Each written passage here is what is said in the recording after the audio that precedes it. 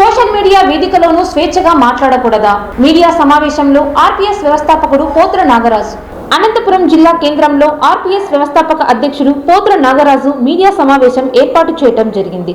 ఈ సందర్భంగా ఆర్పీఎస్ వ్యవస్థాపక అధ్యక్షుడు నాగరాజు మాట్లాడుతూ, ఒక వ్యక్తి తన భావాన్ని స్వేచ్ఛగా వ్యక్తపరిచేందుకు కూడా స్వేచ్ఛ లేకుండా పోయిందన్నారు.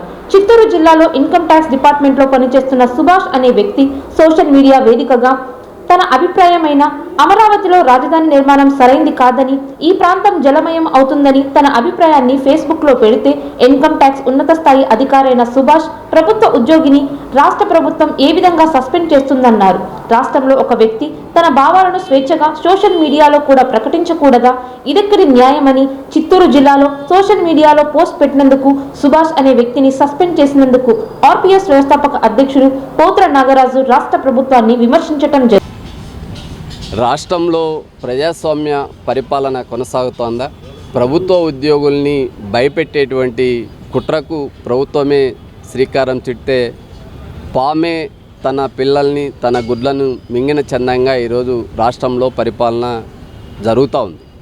ఎందుకంటే చంద్రబాబు నాయుడు గారు ముఖ్యమంత్రి కావాలనుకొని గతంలో ఉన్నటువంటి ఉన్మాద పాలన, దుర్మార్గమైనటువంటి పాలన, విధ్వంసమైన పాలన పోవాలని రాష్ట్రంలో ఉన్న బలహీన వర్గాలు, దళితులు, గిరిజన, మైనార్టీ ఉద్యోగులు, ప్రభుత్వ ఉద్యోగులు ఆకాంక్షించి కూటమి ప్రభుత్వాన్ని విజయవంతంగా అధికారంలోకి తీసుకురావడం జరిగింది.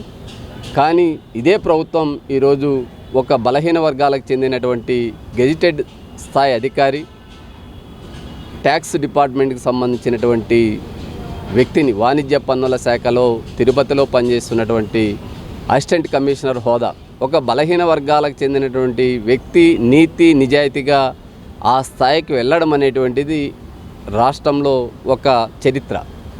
ఆయన తన వ్యక్తిగత ఫేస్బుక్ ఖాతాలోనూ రాష్ట్రంలో రాష్ట్ర రాజధాని నిర్మాణం గురించి, అమరావతి భౌగోళిక పరిసరాల గురించి, వర్షం వస్తే అమరావతి రాజధాని జలమయం అవుతుందనేటువంటి ఆయనకున్నటువంటి పరిజ్ఞానంతో, ఎందుకంటే ఇప్పటికే ప్రధాన పత్రికల్లోనూ ఛానల్లోనూ అమరావతిలో బుడమేరు వంక ప్రవహించి విధ్వంసం చేసినటువంటి తీరు రాష్ట్రాన్ని భయభ్రాంతులకు గురి చేసింది.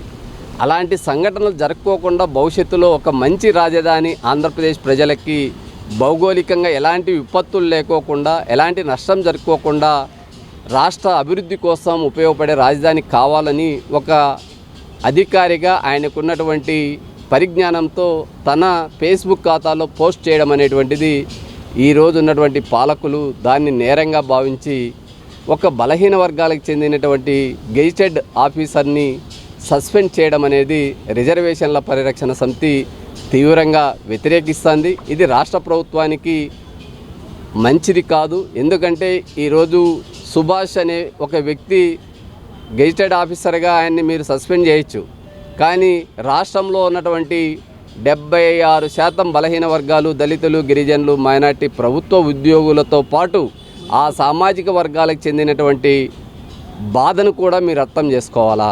మా సామాజిక వర్గానికి చెందిన, ఎందుకంటే ఈరోజు సామాజిక వర్గం అని ఎందుకు నేను ప్రస్తావిస్తున్నానంటే రాష్ట్రంలో 2 కులాల మధ్య నలిగిపోతున్నటువంటి బహుజన సమాజం, వారికి హక్కులు లేవు, అధికారాలు లేవు, ఉన్న ఉద్యోగస్తులను కూడా ఈరోజు భయభ్రాంతులకు గురి చేసి ఈ విధంగా చేస్తే దిక్కెవరు?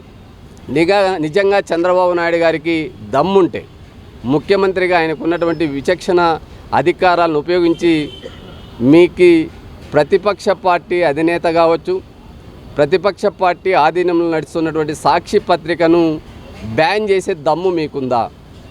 ఎందుకంటే ప్రతిరోజు రాష్ట్ర ప్రభుత్వ పాలన మీద విధ్వంసకరమైనటువంటి వార్తలు. మీకు దమ్ముంటే లోకేష్ గారు, మీకు దమ్ముంటే చంద్రబాబు నాయుడు గారు ఆ సాక్షిని బ్యాన్ చేయండి, సాక్షి ఛానల్ను బ్యాన్ చేయండి. మీ 2 కులాల మధ్య ఆధిపత్య పోరులో ఆవులు కొట్లాడితే లేత దూడ కాళ్ళు ఏ విధంగా ఇరుగుతున్నాయో అలా ఈరోజు రాష్ట్రంలో బలహీన వర్గాల పరిస్థితి దయనీయంగా తయారైంది. ఎస్సీ ఎస్టీలు మాకంటే చాలా గౌరవంగా బతుకుతూ ఉన్నారు. వారికి రాజ్యాంగబద్ధమైన హక్కులు ఉన్నాయి, చట్టబద్ధమైనటువంటి రిజర్వేషన్లు ఉన్నాయి. ఎస్సీ ఎస్టీ అట్రాసిటీ యాక్ట్ ఉండడం వల్ల వారు వాళ్ళ యొక్క గౌరవాన్ని కాపాడుకునే పరిస్థితి ఉంది. బీసీలకు వచ్చేపాటికి ఎలాంటి రాజ్యాంగబద్ధమైన హక్కులు లేవు. స్వేచ్ఛను కూడా వ్యక్తిగతంగా పొందేటువంటి హక్కు లేకోకుండా ఈరోజు విధ్వంసంగా అణిచివేతకు గురవుతుంది. నిజంగా బీసీ ప్రజాప్రతినిధులారా, గంగిరెద్దుల మాదిరి మీరు తల ఊపద్దండి. మంత్రులు ఉన్నారు, ఎమ్మెల్యేలు ఉన్నారు, ఎంపీలు ఉన్నారు. నిజంగా సుభాష్ అనేటువంటి వ్యక్తి అవినీతిపరుడైతే సస్పెండ్ చేయండి, లేదా రూల్స్కి విరుద్ధంగా అధికారిగా ఆయన చర్యలు చేపట్టింటే సస్పెండ్ చేయండి. రిజర్వేషన్ వర్గాలకు చెందిన వ్యక్తి అని చెప్పి తప్పు చేస్తే సమర్థించేటువంటి వ్యక్తిని కాదు నాగరాజు. ఆ ఉద్యోగి వెనక మాట్లాడినటువంటి తీరు నిజంగా ప్రభుత్వానికి ఒక హెచ్చరికగా భవిష్యత్ తరాలకు ఉపయోగపడే విధంగా మాట్లాడినారు. ఇక్కడ జగన్మోహన్ రెడ్డి గారు ప్రతిపక్ష నేతగా ఉన్నప్పుడు ఇదే ముఖ్యమంత్రి చంద్రబాబు నాయుడు గారిని కాల్చి పరేయండి అంటే ఏమీ చర్యలు తీసుకోవాలి. అంతకంటే ఉన్మాదం ఈరోజు ఉందా? అంటే జగన్మోహన్ రెడ్డి గారు ఏమైనా మాట్లాడచ్చు, పెద్దిరెడ్డి రామచంద్రారెడ్డి గారు ఏమైనా మాట్లాడచ్చు, చెవిరెడ్డి భాస్కర్ రెడ్డి గారు ఏమైనా మాట్లాడచ్చు, కరుణాకర్ రెడ్డి గారు ఏమైనా మాట్లాడచ్చు.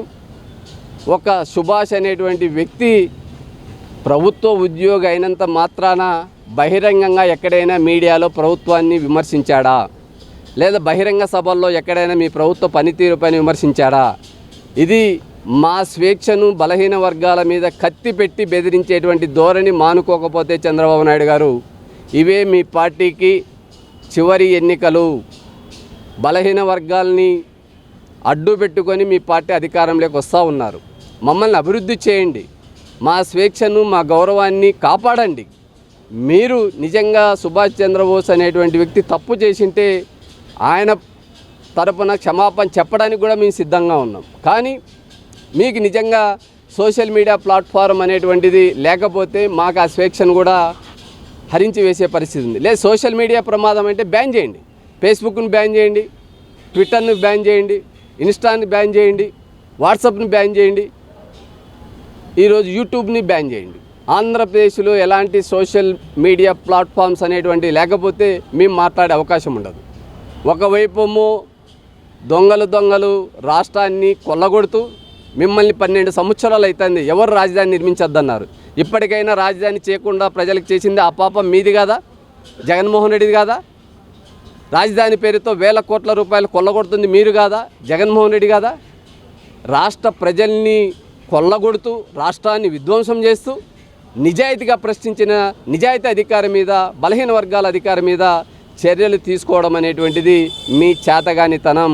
ఇప్పటికే హెచ్చరిస్తున్నాం, సుభాష్ మీద సస్పెన్షన్ ఎత్తివేస్తారా, లేదా మీ తెలుగుదేశం పార్టీ శాశ్వతంగా సస్పెన్షన్ గురయ్యే విధంగా బలహీన వర్గాల ఆగ్రహానికి గురవుతారా తేల్చుకోవాలని చెప్పి రిజర్వేషన్ల పరిరక్షణ సమితి హెచ్చరిస్తూ ఉంది.